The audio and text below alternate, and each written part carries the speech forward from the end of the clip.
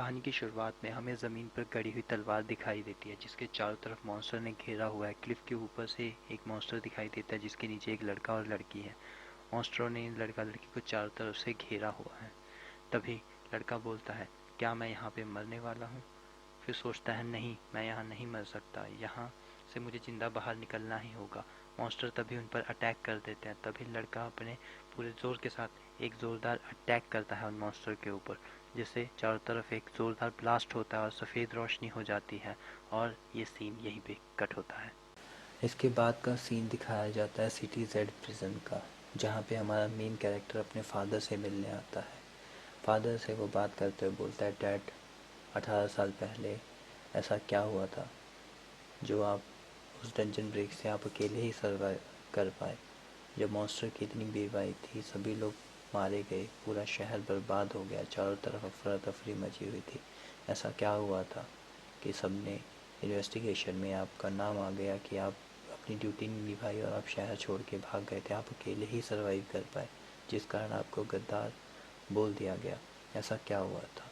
ये सारे सवाल, जिस वजह से मुझे स्कूल से निकाल दिया गया, मुझे पढ़ाई नहीं कर दी गई, मुझे कहीं जॉब नहीं मिल रही, जिस वजह से मैं जॉब भी नहीं कर पा रहा।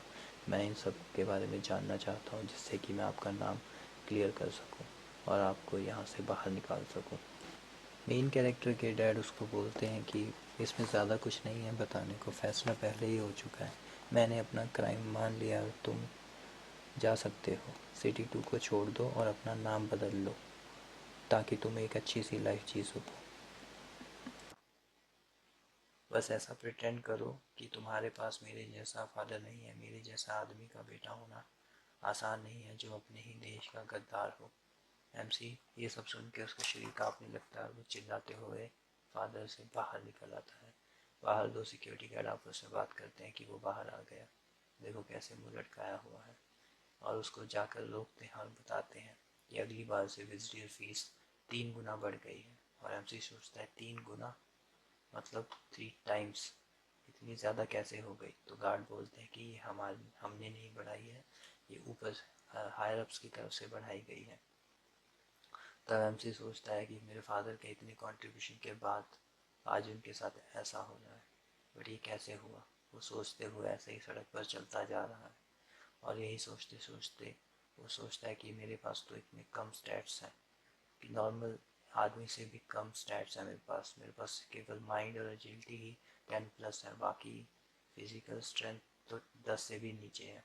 तो ये तो एक नॉर्मल लेवल से भी कम है। मेरे पास तो पैसे भी नहीं है कि मैं नेक्स्ट टाइम विजिटर फीस भर सकूं। मेरे पास ये बस यही एक आर्टिफैक्ट है, क्या मैं इसे बेच दूं? फिर वो खुद को थप्पड़ मारता है, होश में लाता है कि नहीं, मुझे ये नहीं बेचना है, मैं फिर से कहीं पैसों का इंतज़ाम करूँगा। तो सोचते सोचते मर्सनरी हॉल में आ जाता है। फिर वहाँ पे चलते हुए लोग उसकी बुराई करते हैं कि सबसे कमज़ोर मर्सनरी है ये। तो वो डायरेक्टर के कैबिन में आता है और उनको बोलता है, अंकल फैटी। तो हंसते हुए बोलता है, तो अंकल फैटी नाराज़ हो जाते हैं और उठकर उसके सर पे एक चपत मारते हुए बोलते हैं कि तुम्हें कितनी बार बोला है कि मुझे अंकल गाँव बुलाया करो, फैटी नहीं। और सिगार जलाते हुए उसको बोलते हैं कि तुम यहाँ क्यों आए हो? तब हमारा एमसी बोलता है कि उसे एक अच्छा मिशन चाहिए जिसमें वो पैसे कमा सके। तो अंकल बोलते हैं कि उस अभी के लिए तुम्हारा रैंक इतना लो है कि तुम एफ रैंक के डंजन में भी सर्वाइव कर जाओ, यही बहुत बड़ी बात है। पर वो बोलता है कि मुझे थोड़े पैसे चाहिए, आप मुझे ई रैंक के डंजन में भिजवाओ। तो इन दोनों के दरमियान में ऐसी बातें होती हैं। फिर डायरेक्टर उसे एक मिशन देते हैं ई रैंक के साथ स्काउट करने का, जिसके लिए उसे $3000 भी उसे पे करते हैं। तो वो लव यू बोल के उनको थैंक्स बोलता है। तो डायरेक्टर उसे सजेस्ट करते हैं कि बस जिंदा रहना, सर्वाइव करना। फिर वो ऑफिस से बाहर आ जाता है अपने वेपन्स के साथ, अपने गियर के साथ। एमसी तैयार हो जाता है और बाहर आकर वेट करने लगता है कि मुझे किस टीम के साथ जाना है। तो सामने उसे एक टीम दिखाई देती है, कहता है शायद मुझे इसी टीम के साथ जाना है। तभी उस टीम से एक लड़की उसको देखती है, पूछती है, क्या तुम्हें अंकल गाँव ने रिकमेंड किया है हमारे स्काउट के लिए? और मैं इस टीम की लीडर हूँ, तुमको आज हमारे साथ ही जाना है। कहानी की शुरुआत वहीं से होती है जहाँ पे पिछला पार्ट एंड हुआ था। और हमारा करेक्टर देखता है कि सामने लड़की के पास मॉन्स्टर कोर से बने हुए इक्विपमेंट्स थे और वो सोचता है कि अगर मैं सही से याद कर पा रहा हूँ तो इंटरमीडिएट रैंक के स्टारफॉल वॉरियर इक्विपमेंट्स है और इतने मिलना इतना आसान नहीं है, क्योंकि मॉन्स्टर कोर बहुत रेयर होती है, ये सिर्फ बड़े मॉन्स्टर्स के पास होती है। और मॉन्स्टर कोर से बने हुए इक्विपमेंट से ऐसा ही नहीं कि सिर्फ इक्विपमेंट मजबूत होते हैं, इससे वॉरियर के माइंड, फिजिक्स, स्ट्रेंथ, एजिलिटी भी 40+ हो जाती है। और ये लड़की लगता है सिर्फ मेरी ही एज की है, अराउंड 20 साल की। तो क्या इसके और मेरे बीच का लेवल इतना है, क्या मैं इसके बराबर कभी पहुंच पाऊंगा? एमसी सोचते सोचते इससे हाथ मिलाता है कि मुझे अंकल गाओ ने भेजा है मर्सनरी रिकमेंडेशन से। तो लड़की, तो वो अपना नाम बताता है कि मेरा नाम जू फैन है। और जैसे ही वो अपना हाथ बढ़ाता है तो दूसरा लड़का उनकी टीम में से हाथ पकड़ लेता है, प्लीज़ टू मीट यू बोल के, और धीरे धीरे अपने हाथ की ग्रिप मजबूत करने लग जाता है, जिससे हमारे एमसी को प्रॉब्लम होने लग जाती है। एमसी को पेन होने लग जाता है। एमसी बोलता है ये तो दर्द हो रहा है, और उनका लीडर बोलता है कि जुहाब बस करो।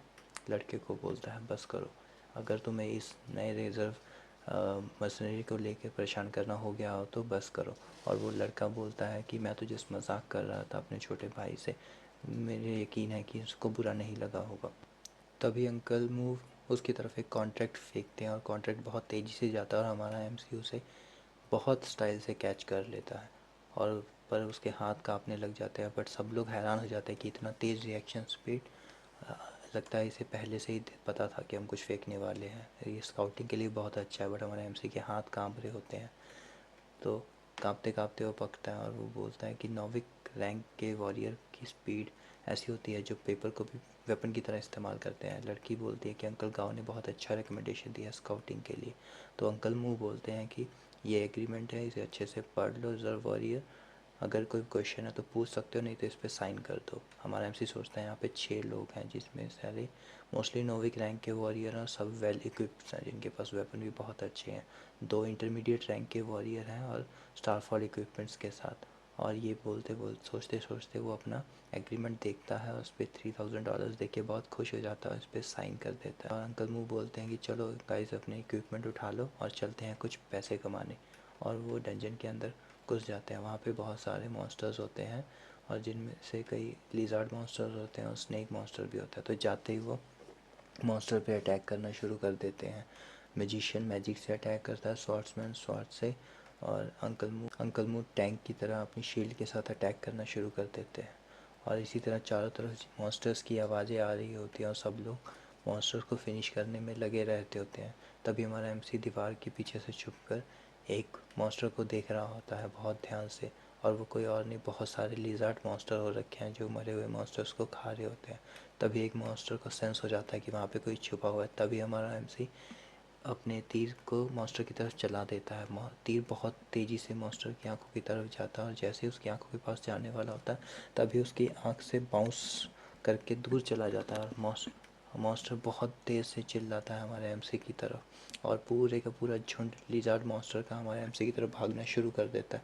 और हमारा एमसी भी भागना शुरू कर देता है मॉन्स्टर्स के आगे आगे और बोलता है कि मॉन्स्टर को अपनी तरफ लगाना सक्सेसफुल हो गया, पर मुझे किसी ने ये नहीं बताया कि मॉन्स्टर ई रैंक के मॉन्स्टर्स बहुत फास्ट होते हैं जितना मुझसे बताया गया था। कहानी की शुरुआत वहीं से होती है और हमारा मेन प्रोटैगनिस्ट भाग रहा होता है, तो एक टनल में घुस जाता है और उसके पीछे लिज़ार्ड मॉन्स्टर पड़े होते हैं और भागते हुए सोचता है कि ये लिज़ार्ड मॉन्स्टर बहुत ख़तरनाक है, इनका पूरा शरीर स्केल से कवर हुआ पड़ा है जिससे अटैक करना बहुत मुश्किल है।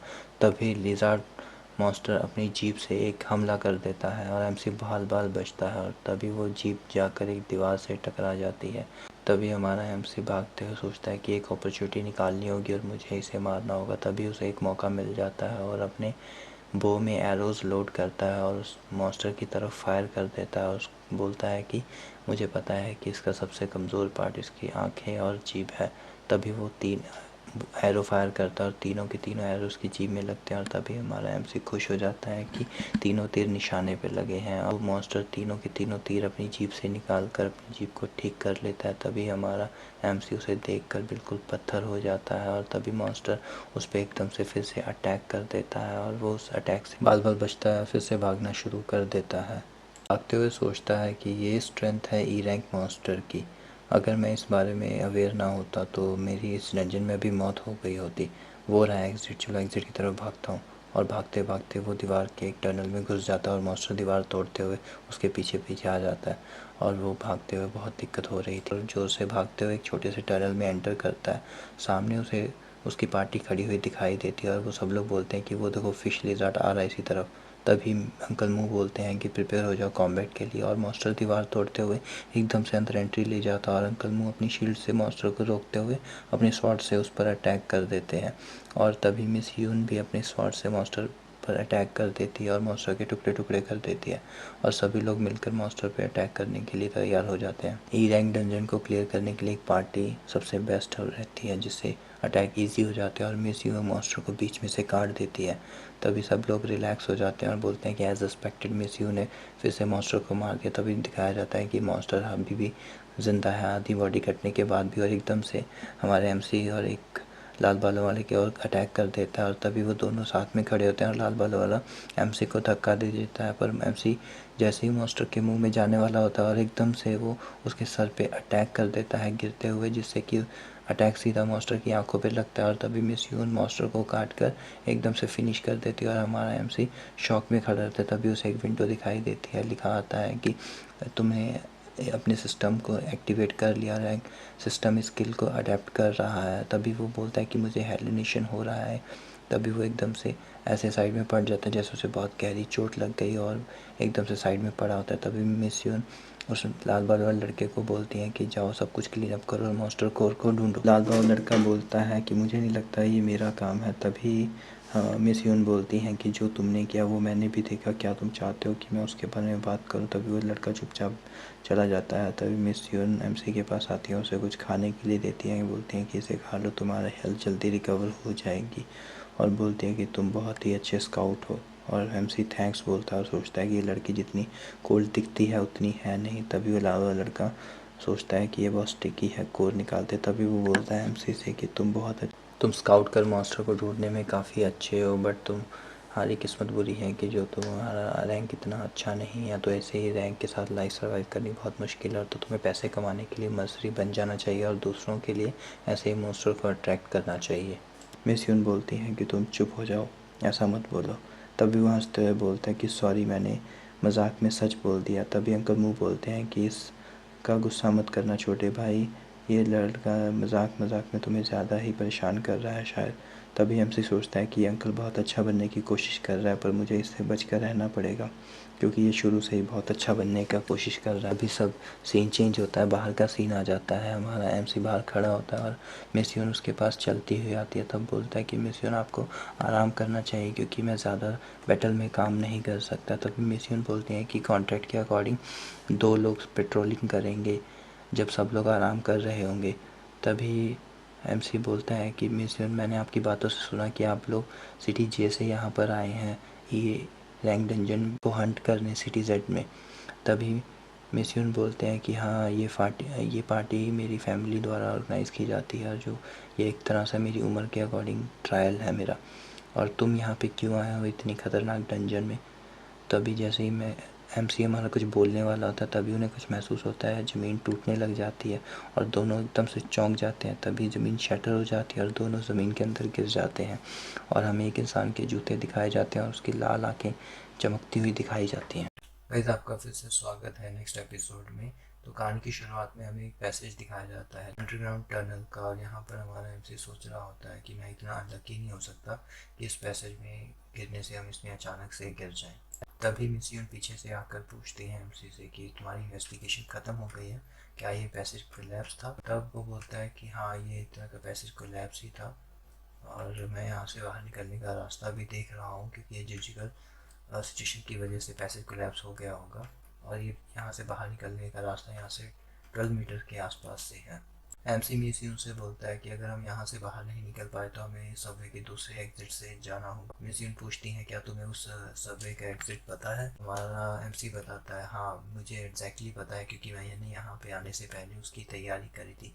अब आप देखोगे सेल्फ ट्रेनिंग करने का क्या फ़ायदा होता है। अगर हम इस दिशा में चलते रहेंगे तो हम एग्जिट तक जल्दी ही पहुंच जाएंगे अगर ये पाथ क्लियर मिलता है तो हमको। एमसी बोलता है कि आगे की लाइट ब्राइट होती दिखाई दे रही है, लगता है हम सही डायरेक्शन में हैं। तभी वो मिस यून की तरफ देखते हुए सोचता है कि मिस यून की आईसाइट तो काफ़ी अच्छी होगी, क्योंकि दिन में ही इनको काफ़ी बेहतर दिखाई देता है स्टार फॉर्मेटेड वॉरियर्स को, पर रात में तो इनको नाइट विजन ग्लासेस की ज़रूरत ही नहीं है। तभी मिस यून उसको बोलती है रुक जाओ, आगे खतरा है। वो बोलता है कि मुझे तो कुछ सुनाई ही नहीं दिया। वो बोलती हैं कि ये मेरे स्वॉर्ड की एक एबिलिटी है जिससे मुझे पहले ही पता लग जाता है, और एमसी की आंखें फटी फटी रह जाती हैं। तभी मिस यून बताती हैं कि मॉन्स्टर बहुत सारे हैं जो बहुत तेज़ी से आ रही हैं। तभी उनकी स्वॉर्ड चमकनी शुरू हो जाती है और हमें तलवार के बारे में बताया जाता है और उनकी इस एबिलिटी के बारे में है कि जैसे ही कोई आसपास काफ़ी खतरा होता है तो तलवार अपने ऑनर को इसके बारे में बता देती है। तभी सामने से मॉन्स्टर की लाल लाल आंखें दिखाई देती हैं जो उन्हीं को घूर रहे होते हैं। वो नंबर में बहुत ज़्यादा होते हैं और बहुत तेज़ी से इनकी तरफ बढ़ते हैं। तभी मिस यून अपनी स्वॉर्ड निकाल कर फाइट के लिए बिल्कुल तैयार हो जाते हैं और एक मॉन्स्टर पर स्लैश लगा के उसे बीच में से काट देते हैं। ऐसे ही मॉन्स्टर आते जाते हैं और काटने लग जाते हैं। तभी एमसी बोलता है आई कैन हेल्प, मतलब वो हेल्प के लिए बोलना चाह रहा था। तभी मिस यून जोर से चिल्ला के बोलते हैं कि तुम पीछे रहो, तुम्हारी स्ट्रेंथ के साथ तुम हेल्प नहीं करोगे और वजन पड़ोगे और हमें मरवा दोगे। तभी एमसी एक पत्थर डरता हुआ पीछे हो जाता है और तभी मिस यून पूरे फोर्स के साथ अपनी फुल एबिलिटीज़ के साथ मॉन्स्टर्स पे अटैक करना शुरू कर देती हैं। बहुत सारे स्लाइसेस लगाते हैं जिससे मॉन्स्टर्स बीच में से कटना शुरू हो जाते हैं। तभी हमारा एमसी बोलता है कि मिस यून तो बहुत स्ट्रॉन्ग है और उनकी ई रैंक स्ट्रेंथ के बारे में बताता है कि ई रैंक, तो वो बताने लग जाता है कि ई रैंक मॉन्स्टर जो होते हैं इंटरमीडिएट स्टारफॉल वॉरियर्स के बराबर होते हैं। एक से ज़्यादा एनिमी होने पर ये स्ट्रेंथ एडवांस लेवल के स्टारफॉल वॉरियर के बराबर की स्ट्रेंथ यूज़ कर रही है। तभी मिस यून एक मॉन्स्टर का सर काट देती हैं और वो सर उड़ते उड़ते हमारे एमसी की तरफ आता है और वो चौंकते हुए बोलता है अगेन, फिर से नहीं, और वो मॉन्स्टर का सिर उसके हाथ पे बाइट कर लेता है। तभी वो अपने दूसरे हाथ से एक नाइफ को मॉन्स्टर के सिर पे स्लैश लगाता है और मॉन्स्टर का सिर बीच में से कट जाता है। तभी उससे सिस्टम पर नोटिफिकेशन आता है you have slayed another E rank monster, system adaptation speed will increase. तो बोलता है कि ये क्या हो रहा है, फिर से ये स्क्रीन कैसे आ रही है, छोड़ो इसे बाद में देखूंगा, पहले इस मैटर से निपटते हैं। और मिस यून बोलती हैं हो गया, सारे मॉन्स्टर मारे गए, चलो हम एग्जिट की ओर बढ़ते हैं। तभी वो फिर से चलना शुरू कर देते हैं और थोड़ा सा आगे जाने के बाद रास्ते के एंड में आ जाते हैं और उनका रास्ता बंद दिखाई देता है और एमसी बोलता है कि ये क्या बकवास है, सामने का रास्ता बाहर की तरफ से बंद किया हुआ है। तभी मिस यून हमारे एमसी के गले पर चाकू रख देती है और तभी एमसी बोलता है कि मिस यून तुम आप क्या कर रहे हो। तभी मिस यून बोलती है कि मैं भी तो वही पूछ रही हूँ कि तुम क्या कर रहे हो। और तभी स्क्रीन पर कुछ खून के निशान दिखाए जाते हैं और story will continue in next episode. Miss यून हमारे एमसी के गले पर चाकू रख देती है। एमसी हमारे डरते हुए बोलता है कि मिस यून क्या हुआ, आप ऐसा क्यों कर रही हैं, क्या इतनी सी वजह से आपने मुझे धोखेबाज समझ लिया है, इस वजह से आप मुझे गुस्सा हो रही हैं। और एमसी और मिस यून एक दूसरे को घूरते हैं और मिस यून अपना चाकू एमसी के गले से हटा लेती है और बोलती है कि मुझे जैसे ऐसा लगा कि ये एक्सीडेंट हुआ, अचानक से नहीं हुआ, तुमने जानबूझकर किया है। और एमसी बोलता है अच्छा, ये पैसे अपने आप ब्लॉक नहीं हुआ है, ये इंटेंशनली किसी ने गिराया जिस वजह से इसका रास्ता भी बंद है। मिस यून बोलती है कि हाँ, कोई मुझे टारगेट कर रहा है, सॉरी, इसमें तुमको भी घसीटने के लिए। तो एमसी सोचता है कि ये स्टारफॉल फैमिली की अंदरूनी फाइट है। तभी मिस यून एमसी से पूछती है कि क्या कोई और एग्जिट है यहाँ से बाहर निकलने का। तभी एमसी बोलता है मुझे सोचने दो, और तभी वो अपनी शक्तियों को रिलीज करता है और चारों तरफ खोज शुरू कर देता है। तभी वो बोलता है, उसे कुछ क्लिक होता है, कहता है मुझे मिल गया कि यहाँ पे भी एक सबवे का एंट्रेंस है और उस तरफ वो भागना शुरू कर दे। वो बोलता है कि हम इस तरफ चलते हैं, अगर ये रास्ता ब्लॉक ना हुआ तो हम यहाँ से बाहर निकल सकते हैं, मुझे इस तरफ का सेंस आ रहा है। तभी मिस यून हमारे एमसी को थैंक यू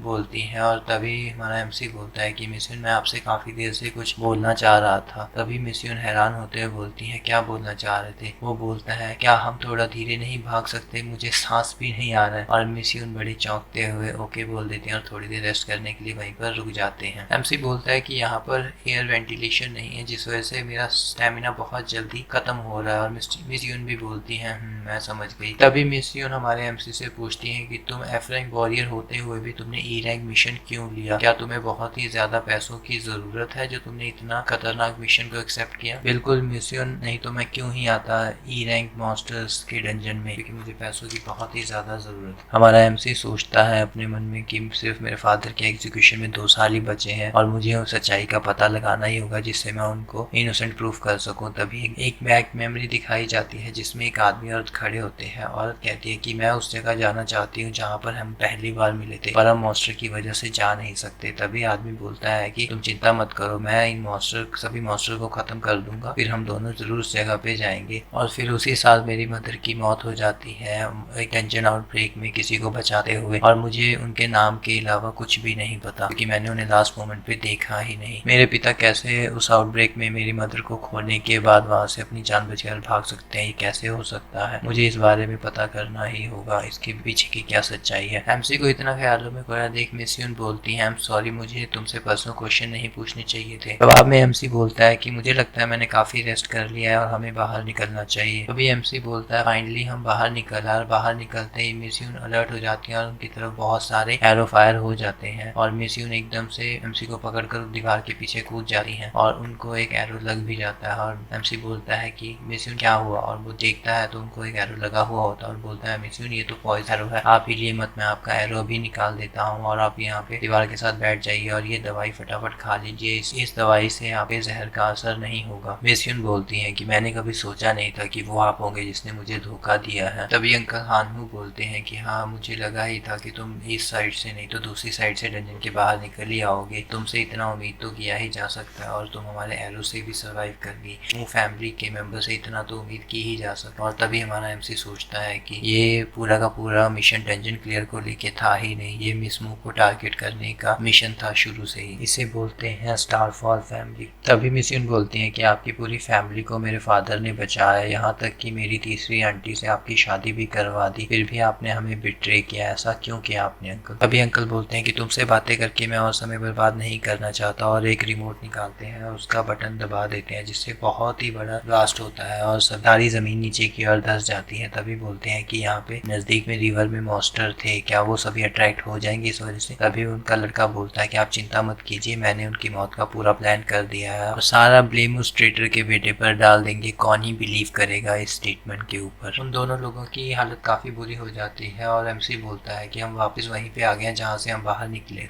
तभी मिस्यून बोलती है कि तुम्हें कोई स्मेल आ रही है। तभी वो अचानक से देखती हैं कि डैम इट, बहुत सारे फिश लिजर्ड मॉन्स्टर यहीं पे आ रहे हैं। तभी एमसी बोलता है मिस्यून वो लोग आपको मारने के लिए बहुत ही ज्यादा डेस्परेट लग रहे हैं। मिस्यून बोलती है कि वो सिर्फ मुझे ही मारना नहीं चाहते, इसका पूरा ब्लेम वो तुम्हारे ऊपर डालना चाहते हैं। तभी हमारा एमसी सोचना शुरू करता है कि अगर ऐसा हो गया तो मिस्यून की मौत का इल्जाम मेरे ऊपर आ जाएगा और इससे इनकी फैमिली के जो हेड है वो गुस्सा हो जाएंगे और जिससे मेरे फादर का एग्जीक्यूशन डेट में एक्सटेंशन हो ही नहीं पाएगा, बहुत जल्दी ही उनका एग्जीक्यूट कर दिया जाएगा। तभी एमसी सोचता है मुझे यहाँ से जिंदा निकलना ही होगा। तभी उनके सामने से एक फिश लिजर्ड उन पर जीप से अटैक करता है और मिस्यून बोलती है केयरफुल, और तभी एमसी बोलता है कि जल्दी से डॉज करो। तभी मिस्यून बोलती है मैं अभी भी फाइट कर सकती हूँ, तुम पीछे रहो। तभी एमसी बोलता है कि मुझे जरा 1 मिनट देखने दो कि और एग्जिट है कि नहीं। तभी वो 1 सेकंड सोचने के बाद अपनी पावर्स के अकॉर्डिंग एक और एग्जिट को ढूंढ लेता है। वो बोलता है कि एक और एग्जिट है यहाँ पर, बट हमें वो देखना पड़ेगा कि वहां से हम निकल सकते हैं कि नहीं। मैंने पहले भी उस एग्जिट को देखा था बट वो मुझे बंद दिखा था, बट उसमें काफी अभी भी छोटे छोटे होल्स हैं जिसमें से हम निकल सकते हैं अगर हम थोड़ा सा रॉक्स को इधर उधर हटा दें। और पीछे मिस्यून काफी मॉन्स्टर को मार रही होते हैं और पूछती है कितना दूर है। वो बोलता है कि बस 3 इंटरसेक्शंस के बाद है। तभी एमसी मिस्यून की तरफ देखता है कि यहाँ पर जहाँ पर कैरो लगा था वो जगह ब्लैक होनी शुरू हो गई और कंटिन्यूसली अगर ये फाइटिंग करती रहेगी तो वो जगह पर एंटीडोट काम नहीं करेगा और ये और ज्यादा लंबी फाइट नहीं कर पाएंगे। और सोचता है कि मैं कितना ज्यादा यूजलेस। तभी उनको ऊपर से थोड़ी सी हवा आती हुई दिखाई देती है और हमारा एमसी देखते हुए खुश होकर बोलता है कि मिस्यून देखे यहाँ से हवा आ रही है और हम यहाँ से बाहर निकलते हैं। तभी मिस्यून बोलती है कि यहाँ पर इतना ज्यादा बाहर निकलना आसान नहीं होगा। तभी वो पीछे देखता है, बहुत सारे फिश लिजर्ड उनकी तरफ बढ़ते ही चले आ रहे होते हैं और वो कॉर्नर पे हो गए होते हैं। वो बोलते हैं रास्ता भी ब्लॉक है, मॉन्स्टर ने हमें चारों तरफ से घेर लिया, हम बाहर नहीं निकल सकते। तभी एमसी बोलता है कि मिस्यून तो क्या करेंगे, आप आगे क्यों जा रही हैं? मिस्यून जवाब में बोलती है कि ये सब मेरी वजह से हो रहा है और मेरी बॉडी में पॉइजन भी है जिस वजह से फिश लिजर्ड अट्रैक्ट होते रहेंगे, मैं यहाँ से बाहर नहीं जा सकती। हिचकिचाना बंद करो, यहाँ से एक आदमी सर्वाइव करके बाहर निकल जाए, ये बहुत अच्छा सिनेरियो है। तभी मिस्यून मॉन्स्टर की तरफ भागना शुरू कर देती है और उन सबको बीच में जाकर काटना शुरू कर देती है और हमारा एमसी दांत भींचकर ऑपोजिट डायरेक्शन में भागना शुरू कर देता है और सोचता है कि जल्दी से मैं ये रास्ता क्लियर कर देता हूँ जिससे हम दोनों साथ में एस्केप कर पाए इजीली। और तभी पत्थर हटाते हटाते वो बोलता है कि मैंने रास्ता क्लियर कर दिया, अब हम दोनों जल्दी से बाहर निकल सकते हैं। और तभी वो एक ट्रैप बनाता है सामने और मिस्यून को आवाज लगाता है कि मिस्यून जल्दी आप इधर आओ। तभी मिस्यून पलट कर देखती है और सामने की तरफ भागना शुरू करती है और स्लाइड मारकर आगे निकल जाती है उस ट्रैप में काफी सारे फिश लिज़ार्ड मॉन्स्टर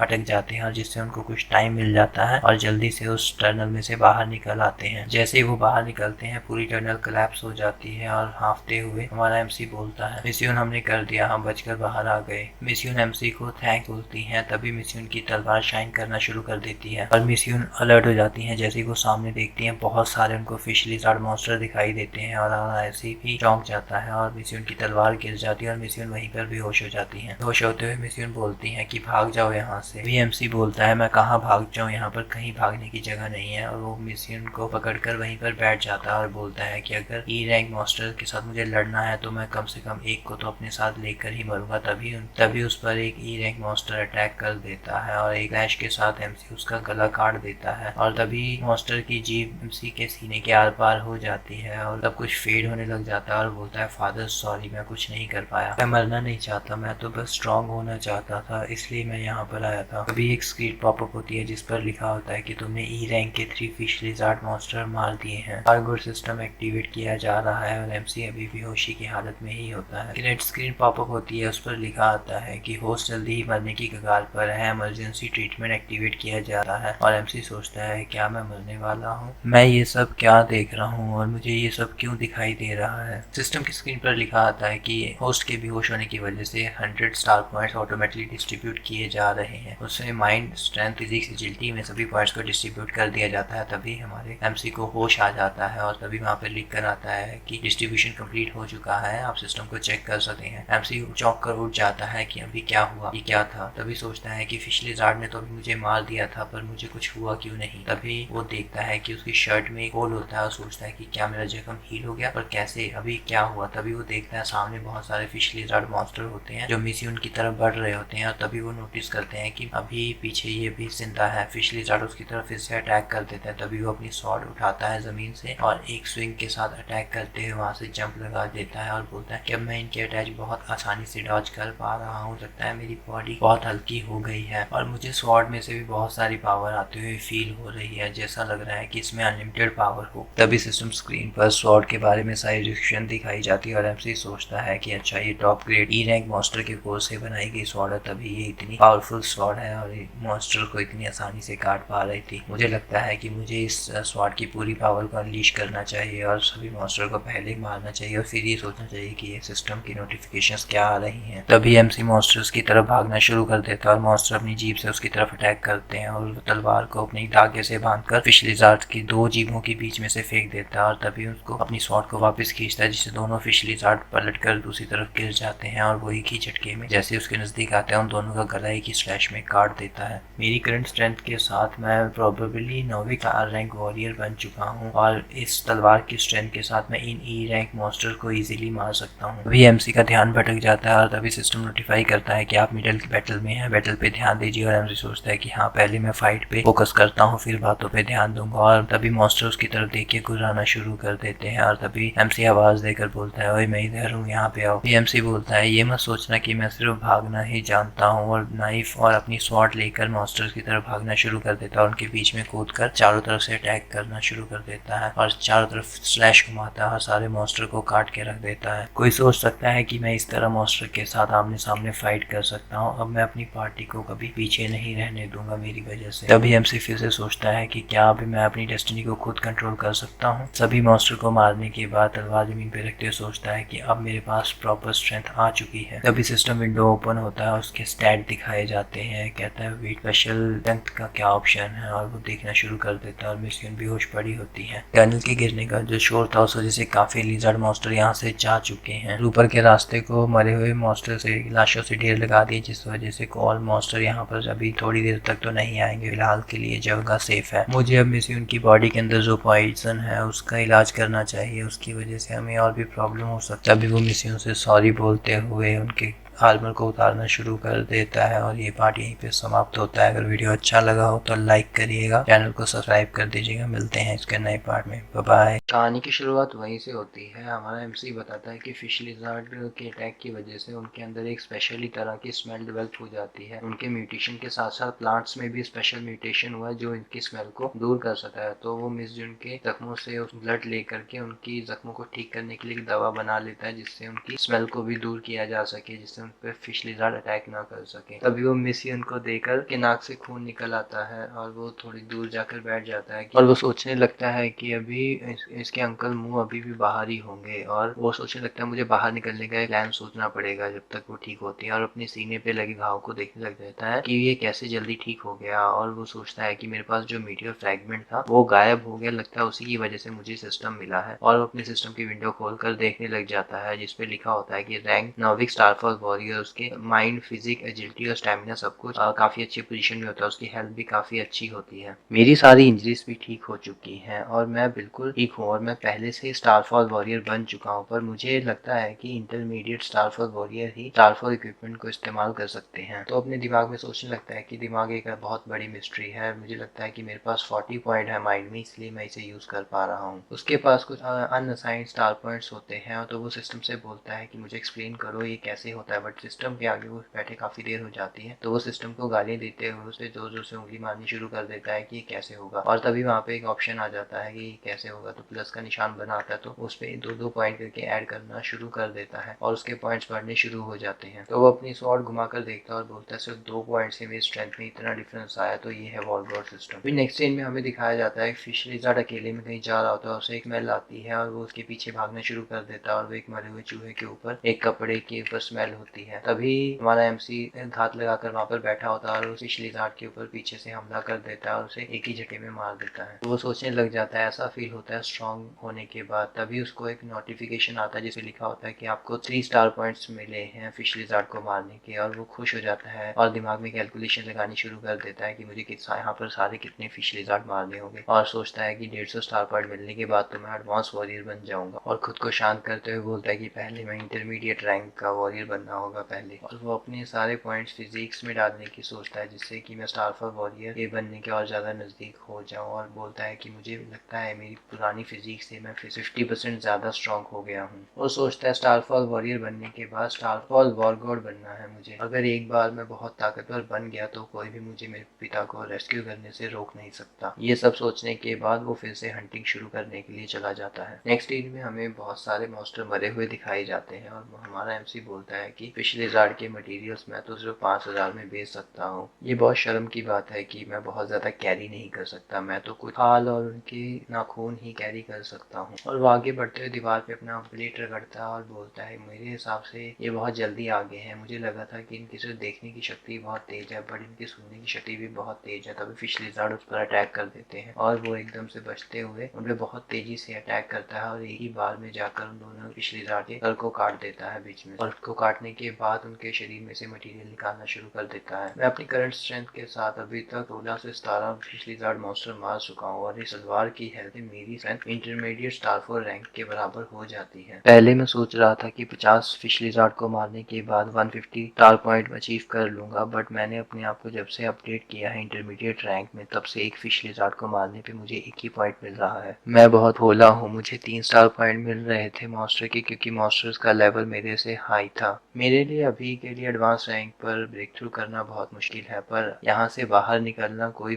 मुश्किल नहीं है मिस्यून के साथ, जब तक कि यहाँ पर कोई बड़ी रैंक का मॉन्स्टर नहीं आ जाता। तो उसके पैरों पर पानी आ जाता है तो वो अलर्ट हो जाता है और दीवार के पास लग के देखा है उसे 2 मुंह वाला रेड कलर का एक लिज़ार्ड मॉन्स्टर दिखाई देता है। तभी वो मन में सोचता है कि ये 2 डिफरेंट स्पीशीज से मिलकर म्यूटेड स्पीशीज बनी है, इसकी कॉम्बैट पावर तो बहुत ही ज्यादा होगी। तभी वो म्यूटेड लिज़ार्ड अपने ही पास खड़े 3 लिज़ार्ड्स पर अटैक कर देता है और वो एक ही साथ तीनों लिज़ार्ड पर हमला करके उनको मार के खा जाता है। उसी सोचता है कि ये बिल्कुल एडवांस स्टारफॉल वॉरियर के बराबर पावरफुल है, इससे जीतने का तो मेरा तो कोई चांस ही नहीं है। पहले यहाँ से निकलते हैं फिर इस पर अटैक करने या बाहर निकलने के बारे में सोचेंगे। तभी एमसी मिस्यून के पास वापस आ जाता है और देखता है कि मिस्यून के पास से बॉडी स्मेल जा चुकी है और सोचता है कि विदाउट इनकी स्ट्रेंथ के मैं उन लोगों से कैसे मुकाबला कर पाऊंगा क्योंकि इनका जख्म तो अभी भी काफी गहरा है। एमसी सोचता है कि इस डंजन की एग्जिट उस म्यूटेड मॉन्स्टर के बिल्कुल पीछे ही है, बट इस ई रैंक डंजन से कैसे निकला जाए उस मॉन्स्टर के होते हुए। अगर हम इसके अलावा कोई और एग्जिट खोज लेते हैं तो शायद हम बच सकते हैं इस मॉन्स्टर से भी और मिस्यून के अंकल से भी। तभी एमसी सोचता है मुझे क्या करना चाहिए। तभी मिस्यून की आंखें खुल जाती है और हमारा एमसी चौंके हुए डरते हुए उनसे बोलता है कि आप जैसा समझ रही हैं वैसा कुछ नहीं है, मैं सिर्फ आपके जख्मों को क्लियर करने की कोशिश कर रहा था। तभी मिस्यून एमसी के गले पर चाकू रख देती है और एमसी चिल्लाना शुरू कर देता है कि मैं आपको एक्सप्लेन कर सका हूँ मिस्यून। तभी वो सारी बात मिस्यून को बताता है और मिस्यून सारी बात सुनने के बाद बोलती है कि अच्छा तुमने फिश लिज़ार्ड को मार दिया और मुझे बचाकर यहाँ पर ले आए, तुम अपनी स्ट्रेंथ छुपाने में बहुत अच्छे हो। इस दौरान हमें एमसी का मुंह दिखाया जाता है जो थोड़ा सा सूझा होता है और वो सोचता है कि अच्छा इसे अभी भी वॉलकोड सिस्टम के बारे में नहीं पता चला। हमारा एमसी बताता है कि मेरे फादर फेमस मिलिट्री कमांडर जू हुआई हैं। तभी मिस्यून बोलती है जू कमांडर जो सीटीएस से रिलेटेड थे। तभी मिस्यून बड़ी हैरानी के साथ सोचती है कि अगर ये जू हाई का बेटा है तो ये बहुत ही खतरनाक है, अगर इस तरह की स्ट्रेंथ ये छुपाकर गलत रास्ते पर निकल जाता है तो। तभी मिस्यून हमारे एमसी से सॉरी बोलते हैं कि हमारी फाइट के बीच में तुम्हें इन्वॉल्व कर लिया है। तो एमसी बताता है मिस्यून हमारे लिए ये चिंता की बात नहीं है, चिंता की बात ये है कि टनल के एग्जिट पर 2 हेडेड मॉन्स्टर गार्ड कर रहा है जिसको मारकर ही हम बाहर जाते हैं। और मिस्यून आपको बाहर जाकर अपनी फैमिली प्रॉब्लम को भी सॉल्व करना है और मुझे जिंदा बाहर जाकर अपने फादर के नाम को क्लियर करने के बारे में भी सोचना है। अभी मिस्यून खाते हुए सोचती हैं कि 2 हेडेड मॉन्स्टर, हाँ चलो देखने चलते हैं, और तभी वो देखने आ जाते हैं। मॉन्स्टर को देखने के बाद मिस्यून बोलती है कि इस